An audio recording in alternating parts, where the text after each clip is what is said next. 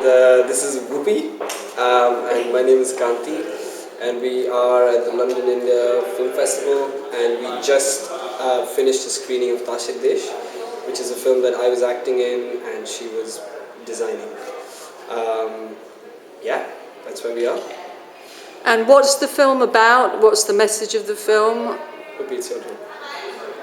Your turn.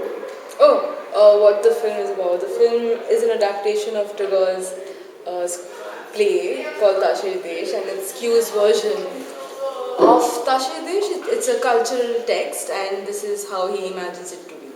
So it's a play in Bengali, it's a musical, and this is a radical interpretation of a really classic play. And what was it like making the film? What were your roles in it, and what was the experience like of doing it? Kanti played the protagonist, Prince, who sexually liberates a bunch of cards after being depressed for several months. Years, actually. Oh, several years, sorry. Possibly. Ever since his childhood. In my head, it's possibly like 21 years or something. Yeah. So for 21 years, he was depressed, underfed, underweight Prince, who then decides to go on a trip and sexually liberate so many cards. Liberates. Sexual is the first step, then you liberate philosophically and mentally, yeah. I guess. And Upi, about you? About me, okay, yeah. I started off working as I'm not sure what, then I became the art director, and then I became the production designer. So it was very organic in how the process was, and I helped design the film, give it some sort of a visual language, I guess. And it was a huge responsibility to give Q's vision a face, a physical face, a physical reality. And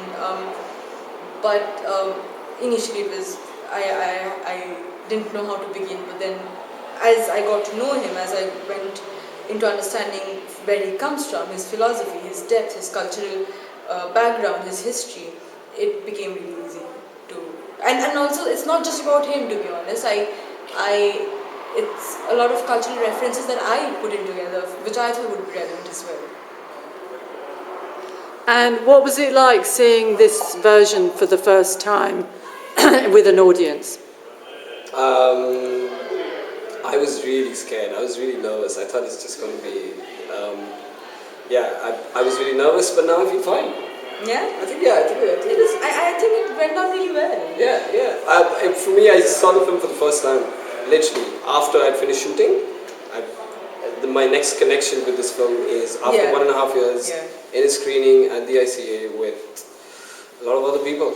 So I was really nervous. I thought I'm going to make a fool of myself. But I mean, I think I didn't, so it's fine. Yeah, for me it was really mad because that literally is my Calcutta family, and here I was watching this with my London family, and all of my worlds came together. I was always this is a really good way. Like all our friends are here, like our crew family, is here. Crew.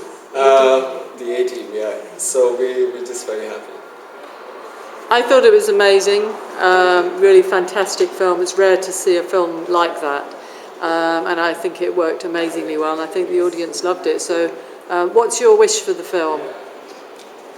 That a lot of people understand the context of the film and feels the significance of why it exists and enjoys it. For me, wish for the film is that I just wish that it achieves what Q wants it to achieve. I don't really care about if it gets a commercial release in India. I don't really care about it just should. I don't think Q even cares about the commercial factor of the film. I just hope it reaches out to the right people, and people get inspired to evolve, to actually take on new things and progress and do their own thing, I guess. And not to be tied with what the society wants them to do or expects them in ways. You said something about it having, speaking about what's going on in Bengal and Bengal youth. Could you just say something briefly about that? Bengal, like the rest of India, is in middle of a very radical change.